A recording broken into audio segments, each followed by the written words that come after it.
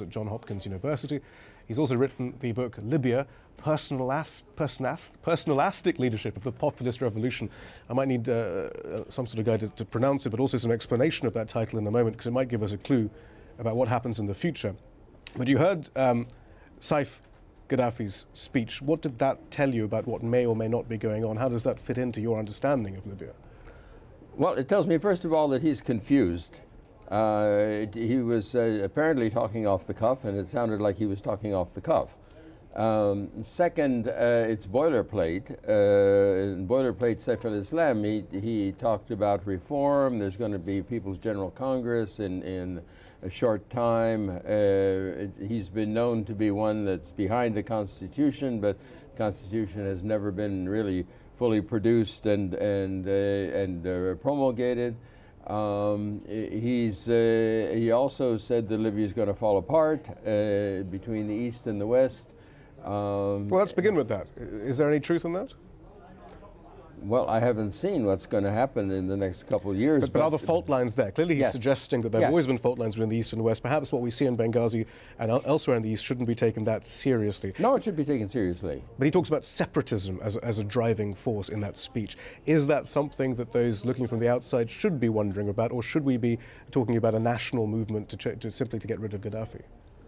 Well, all of the above, in a sense. I wouldn't call it separatism because I'm not sure where Benghazi would go. It's not going to join Egypt. It's not going to hive off by itself. But it has a sense of itself that's separate from the western end. There's the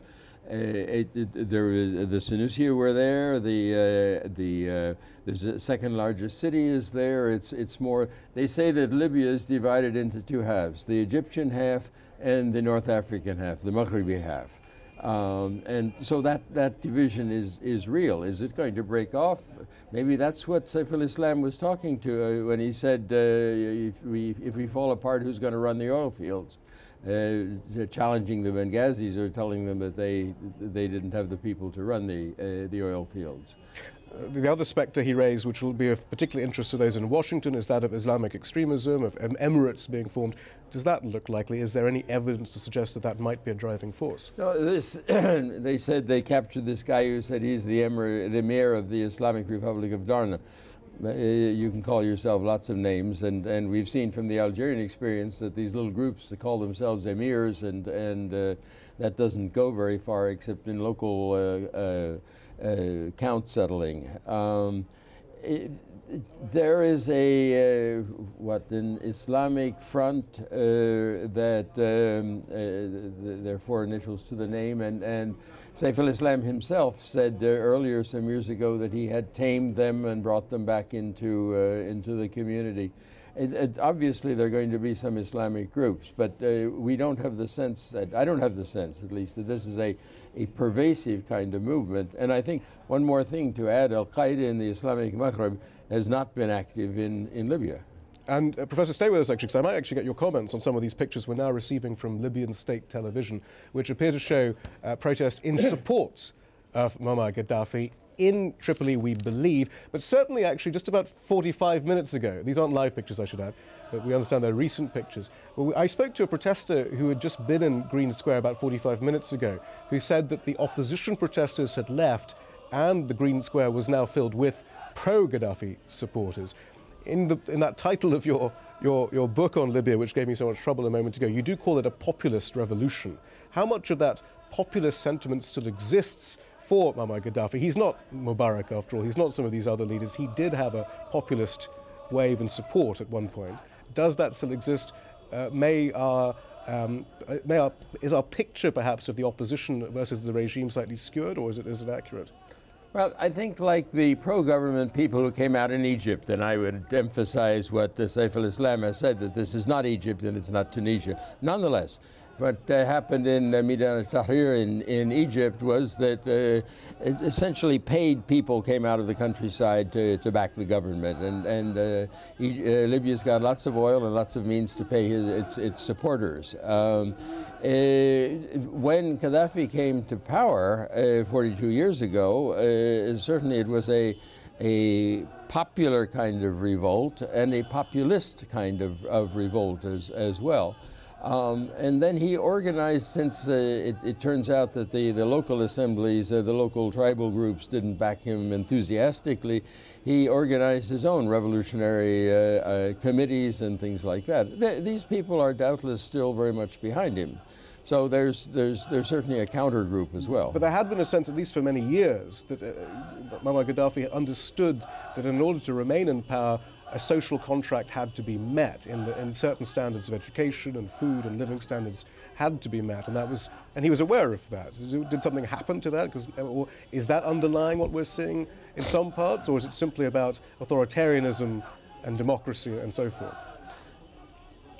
I'm not sure about democracy and maybe participation. It's certainly about authoritarianism, and I'm not sure that it's been met really in substance. It's been met in procedure, but it's not a deep education that's gotten there. It's not really. People live on a state dole. That's the name of the game in the system. And Libya is not thronging the Arab world, for example, with people who are well educated and want to find opportunities outside or something like that. I don't think that social contract has been met. And as he gets older, he gets more and more eccentric and filled with himself, and that seems to be his goal as much as anything else. Professor, thank you very much for the analysis for the moment. The EU foreign affairs ministers have met in Brussels to discuss developments in Libya and elsewhere. The working dinner was chaired by the EU's foreign policy chief, Catherine Ashton, who will fly to Egypt for talks next week. She will be the first foreign diplomat to visit the country since the fall of President Hosni Mubarak. She said that she was concerned over the continuing violence in Libya. I'm really worried about what's happening in Libya at the present time. We've been urging restraint. We continue to do so. It's very important. You'll have heard it, I think, from all the foreign ministers coming in that you've asked tonight. It's very, very important that this violence stops and they move to dialogue. Well, joining us for further analysis is Michael Singh. He's a former senior director for Middle East Affairs at the U.S. National Security Council, currently a visiting fellow at the Washington Institute for Near East Policy. You've said in the past few hours that certainly there won't be any tears shed for Muammar Gaddafi, but what about in Europe, where closer relations have been forged? What impact will that have on the international reaction? What impact will it have on Washington's reaction? I don't think, frankly, that the international reaction right now is about Gaddafi himself. I think it's driven by, first of all, concern about the violence there. You saw the statement from Washington. And concern about what happens if, in fact, there's chaos in Libya. The security implications, especially in Europe, which obviously is quite close to Libya, as well as, say, the implications for oil prices and so forth.